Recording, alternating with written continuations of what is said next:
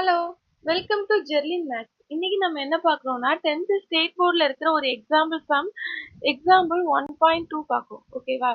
So இதுல வந்து என்ன குடுத்துருக்காங்கன்னா, if A cross B is equal to ஒரு செட் பிராக்கெட்டுக்குள்ள 3, 2, 3, 4, 5, 2, 5, 4 அப்படிங்கிற ஒரு 4 செட்ஸ் குடுத்துருக்காங்க.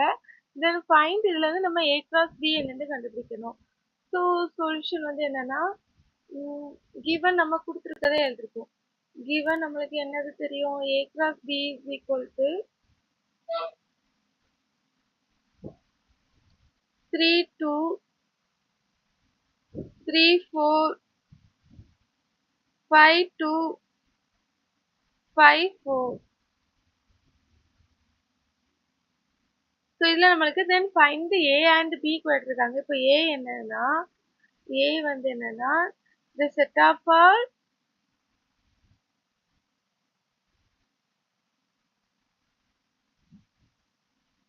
first coordinate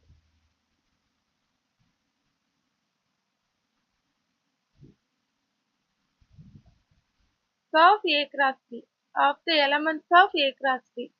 ஸோ ஃபர்ஸ்ட் கோஆர்டினேட்னா நம்மளுக்கு என்னென்ன நம்பர்ஸ் வருது, 3, இதில் 3, ஸோ இங்கே 5, 5. ஸோ நம்மளுக்கு என்ன 3, 3, 5, 5. ஸோ நம்மளுக்கு A வந்து என்னதான் ஃபர்ஸ்ட் கோஆர்டினேட்ல இருக்கிற எலமெண்ட்ஸை மட்டும் எடுத்து எழுதினா போதும். 3, 5. So A is equal to 3, 5. Next வந்து என்னதுன்னா, B வந்து என்னதுன்னு கண்டுபிடிக்கணும். ஸோ B வந்து the set of all second coordinate of the element of A cross B. So அதை இதே மாதிரி தான் the set of all first மாதிரி எடுக்கலாம். set of all second coordinates of the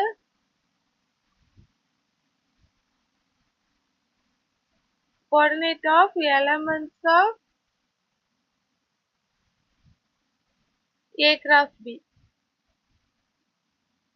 so இதில் செகண்ட் கோஆர்டினேட்ல என்னெல்லாம் இருக்கு, 2, 4, நெக்ஸ்ட் 2, 4. ஸோ இதை மட்டும் எடுத்து எழுதுனா போதும். ஸோ ஆன்சர் வந்து 2, 4. ஸோ ஏனா ஃபர்ஸ்ட்ல இருக்கிறதுனால ஃபர்ஸ்ட் கோஆர்டினேட் எடுத்துக்கும், பி வந்து செகண்ட்ல இருக்கிறதுனால செகண்ட் கோஆர்டினேட் எடுக்கும். ஸோ இதில் தான். ஸோ லாஸ்ட்ல வேணா ஆன்சரை எடுத்து எழுதிக்கலாம்.